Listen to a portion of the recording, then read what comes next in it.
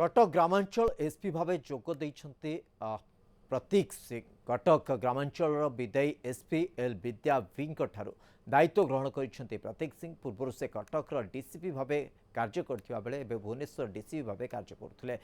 2014 बैचर IPS officer प्रतीक सिंह 2020 जुलाई 20 रु 2022 मे 4 पर्यंत Cuttack DCP भाव काम करथिले। परे से 2 वर्ष 5 मास धरी भुवनेश्वर डीसीपी भाव दायित्व संभाली। निकटरे आईपीएस स्तर में होता बड़धरण अदल बदल में प्रतीक को कटक जिला ग्रामांचल एसपी भाव बदली कार्य जोगदेवा प्रतिक्रिया रखिंट प्रतीक सिंह। पूर्व विभिन्न जिले में जो भाव कार्य कर आधार आग को काम करेंगे। एसत जनसाधारण को संपूर्ण न्याय प्रदान करने सहित विभिन्न थाना किभली उत्तम व्यवहार और सठिक सेवा मिल से दृष्टि देवे। अपराध नियंत्रण प्राथमिकता रही कटक जिला एसपी प्रतीक सिंह।